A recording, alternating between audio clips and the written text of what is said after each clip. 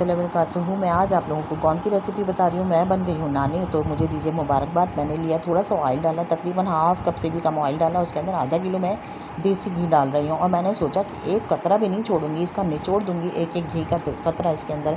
इतना ज़बरदस्त, इतना फ़ायदेमंद होता है। अच्छा, कभी भी जो होता है ना देसी घी, उसको डायरेक्ट नहीं पकाया जाता, उसमें थोड़ा सा ऑयल मिक्स किया जाता है। छुआरे भी लिए थे लेकिन छुआरों का हो गया धोखा, वो हमने रिजेक्ट कर दी। छुआरे नहीं डाल रहे, उसमें कीड़े निकल कर आ गए। ये हमने गोंद डाला इसके अंदर, हल्की आंच पे गोंद को फ्राई करके निकाल लिया। जब गोंद फूल के डबल होकर ऊपर आ गया तो हमने इसको निकाल लिया। साथ में हम ले रहे हैं बादाम। बादामों को हमने चॉपर के अंदर डाल के मोटा मोटा सा क्रश कर लिया। अच्छा, बहुत मोटा मोटा सा हमने पीसना है इनको, बादामों को बारीक नहीं करना। हमारी नानी दादियाँ तो बड़ा बारीक बारीक करती थी, बड़ा हसीन लगता था, लेकिन टाइम नहीं है तो क्या करें। घी के अंदर हमने अब डाला अखरोटों को, झटपट जल्दी एक एक 2-2 सेकंड के लिए डाला और हमने जल्दी जल्दी अखरोटों को निकाल लिया। साथ में हम डाल रहे हैं इसके अंदर चारों मगज़ डालने के बाद हमने सूजी डाल दी। देखिए घी कितना ज़्यादा है, और सूजी को हमने बहुत प्यार प्यार से गोल्डन ब्राउन करना है। बेटी के लिए बना रहे हैं, अल्लाह ताला उसको लंबी उम्र दे, उसकी हड्डियाँ मजबूत हों, अल्लाह ताला सारी बच्चियों के नसीब अच्छे करे। अच्छा, इधर देसी घी के अंदर मखाने फ्राई कर रहे हैं। मखानों के अंदर बेइंतहा ताकत होती है। जब ये क्रिस्पी क्रंची हो जाए, बिल्कुल हल्की आंच पे हमने फ्राई करने हैं, गोल्डन ब्राउन हो जाए तो इन्हें निकाल लेना है। इसमें बड़ी ताकत होती है। मैंने मखानों की खीर की रेसिपी भी बताई है। अच्छा, बड़ा दिल ललचा रहा था, मैंने सोचा थोड़े से मखाने अपने लिए रख लूँ, खीर भी बनानी है। फिर मैंने कहा नहीं बेटी को भेजना है भाई, बेटी के लिए ज़रूरी है। फिर दोबारा हमने और मखाने डाल दिए इसके अंदर, और मखाने हमारे हो गए गोल्डन ब्राउन। दूसरी साइड पर हमारी सूजी हल्के हल्के से ब्राउन हो रही है, यानी कि गोल्डन ब्राउन गोल्ड के कलर की हो रही है। जलानी नहीं है वरना आपका गोंद जो है वो कड़वा हो जाएगा। तो ज़बरदस्त सा टेस्टी सा भेजना है ना बेटी को। ये हमारे मखाने अच्छे से गोल्डन ब्राउन हो गए, क्रिस्पी क्रंची हो गए। देसी घी के अंदर हमने इनको फ्राई किया है। बेटियां भी कितनी प्यारी होती हैं, इनसे बहुत मोहब्बत होती है। ये देखिए मेरा नवासा आ गया, इसने मुझे बड़ा तंग किया था।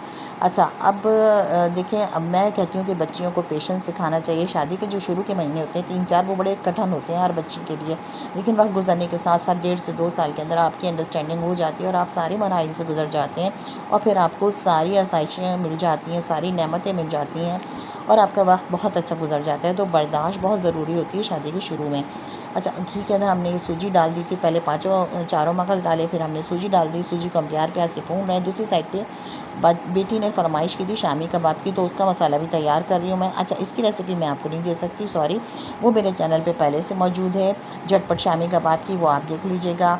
और ये क्लिप दोबारा से आ गया, इसके लिए मैं माज़रत ख़्वाह हूँ। मुझे इतनी ज़्यादा एडिटिंग नहीं आती, तो ये क्लिप दोबारा आ रहा है मखाने फ्राई करने का, तो इसको भी इंजॉय कर लीजिएगा, प्लीज़ दोबारा से देख लीजिएगा।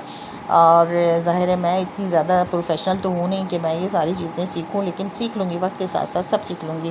तो ये क्लिप दोबारा आ गया है मखाने फ्राई करने का, तो इसको भी देख लीजिए जनाब।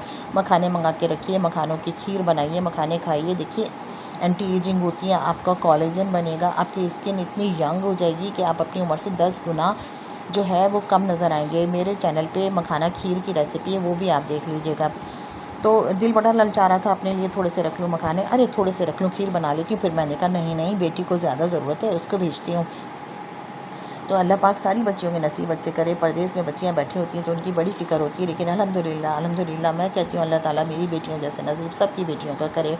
तो ये जनाब मखाने हमारे फ्राई हो रहे हैं। ये क्लिप मैं आपको फिर बता रही हूँ कि दोबारा डल गया है, तो इसके लिए मैं माज़रत ख़्वाह हूँ।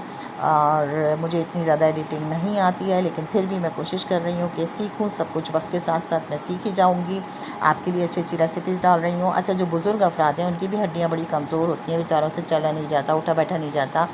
आप यकीन करें, आप ये गोंद खाएंगे ना, एक तो एंटी एजिंग होता है और दूसरा ये कि आपकी हड्डियाँ मजबूत होंगी। सुबह नाश्ते से पहले आपने क्या करना है, हल्का सा 3-4 स्पून जो है पानी गर्म कर लेना है और उसके अंदर इसको मिक्स करके पका लेना है, और आपने हलवा सा बन जाएगा, वो आपने खा लेना है। ये देखिए हमारे मखाने तो फ्राई हो ही गए थे। हमने यहाँ अपना सूजी को भून लिया, गोल्डन ब्राउन, बिल्कुल गोल्ड की शक्ल का कर लिया हमने, और ये भुनने लगा है हमारा अच्छे तरीके से। गोंद का जो सूजी है वो भुन गई है।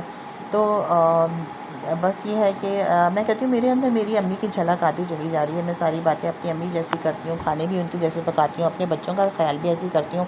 बच्चे कहते हैं कि अम्मी आपके हाथ में टेस्ट बिल्कुल नानी के खानों वाला है, आप बातें भी नानी जैसी करती हैं, आप हो भी नानी जैसी रही हैं, आपकी अम्मी नानी से रिजेम्बलेंस आने लगी है बहुत। तो मैं कहती हूँ कि ज़ाहिर सी बात है मेरी माँ है, और अल्लाह ताला अल्हम्दुलिल्लाह मेरी माँ को सलामत रखे। मैं जो भी कभी फरमाइश करती हूँ, मेरी अम्मी भाग भाग के वो सामान बाहर से लेकर आती हैं और मुझे भेजती हैं। मैं दूसरे शहर में हूँ, वो दूसरे शहर में हूँ, दूसरे शहर में हैं, वो मेरे लिए मेरे लिए कभी कपड़े ख़रीदती हैं, कभी वो सिलाई करती हैं, कभी कोई खाने की चीज़ भेज देती हैं, कभी मतलब जो भी चीज़ काम होती है वो मेरे लिए करती हैं। मैं दुआ करती हूँ अल्लाह ताला उनको ऐसे ही हमेशा एक्टिव रखे, अल्लाह ताला सेहत और तंदुरुस्ती के साथ रखे, लंबी उम्र दे उनको, उनका साया हमेशा हमारे सरों पे सलामत रखे।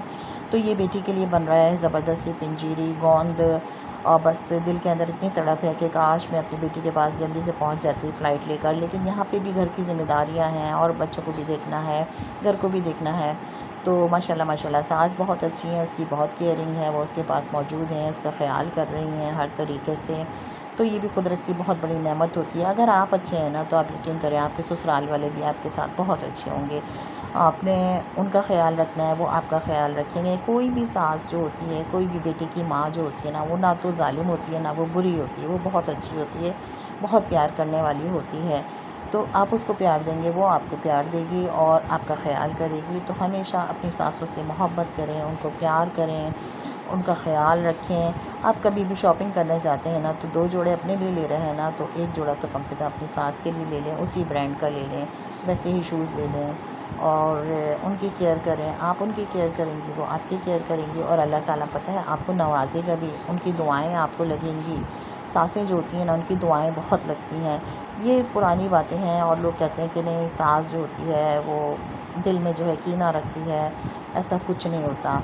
सासें जो है ना वो अपनी बहुओं से बहुत मोहब्बत करती हैं और फिर जब उनके बेटों की औलादें आती हैं तो फिर मोहब्बत और ज़्यादा बढ़ जाती है। सूजी हमारी भुन गई है, इसके अंदर हम पहले मिक्स कर रहे हैं बादाम जो हमने घी के अंदर फ्राई किए थे, आराम आराम से बादाम मिक्स किए, पिस्ते मिक्स किए और अखरोट मिक्स किए और जो गोंद हमने फ्राई किया था, ये देखिए लुढ़क लुढ़क के आ रहा है वाइट वाइट सा, कितना प्यारा लग रहा है ना, जेली टाइप यही गोंद है, इसी को तो खाने का मज़ा है। और साथ साथ इसमें हमने किशमिशें डाल दी, खोपरा हमने उस वक्त डाला था जिस वक्त हम सूजी को भून रहे थे। हमारा लाजवाब सा ज़बरदस्त सा गोंद पंजीरी तैयार हो रही है, ताकत का ख़जाना तैयार हो रहा है। बस दिल में ये है कि बस खैर से जल्दी से बेटी के पास पहुँच जाए। अच्छा इसमें मैं चीनी मिक्स नहीं कर रही हूँ क्योंकि गोंद ऐसी चीज़ है जो कि सिर्फ़ एक ज़च्चा बच्चा नहीं खाती, प्रेग्नेंट लेडी डिलीवरी के बाद वो नहीं खाती, उसके घर वाले सब खाते हैं और आधा तो घर वाले ही खा जाते हैं तो हमने ये डिसाइड किया कि हम इसमें चीनी मिक्स नहीं करेंगे। बेटी को कहा मैंने इसमें आप मखाने मिक्स कर रही हूँ लास्ट में, बेटी उनको मैंने कहा कि तुम ऐसा करना चीनी को पीस के जार में रख लेना, जब भी कोई घर वाला खाना चाहे तो उसको चीनी मिक्स करके दे देना थोड़ी सी, वो कहना आप अपने हिसाब से मिक्स कर लें, आप भी अपने हिसाब से मिक्स कर लेना। और देखिए ख़्याल रखना बहुत ज़्यादा भी नहीं खाया जाता, ज़च्चा बच्चा जो डिलीवरी करती है लेडी वो बहुत ज़्यादा भी नहीं खाती। अगर बहुत ज़्यादा गोंद खाया जाता है तो उससे आपको कॉन्स्टिपेशन हो सकता है, आपको उससे पाइल्स हो सकता है। तो लिमिट में रहते हुए खाइए, दिन में 3 से 4 चम्मच खाइए, देखिए आपको कितनी ताकत कितनी एनर्जी मिलेगी। आपके घर वाले भी कहेंगे हाँ ये तो मैं बना रही हूँ शामी कबाब, झटपट शामी कबाब की रेसिपी देख लीजिएगा मेरे चैनल पे। अच्छा ये कमर का से ये आपने अलग रखना है, बच्चों को पसंद नहीं होता लेकिन ये डिलीवरी के बाद लाजमी गोंद के अंदर डाला जाता है, लेकिन बेटी ने कहा नहीं अम्मी अलग से दे दीजिएगा, मैं अलग से कमर कस खा लूँगी, गोंद में नहीं डालिएगा।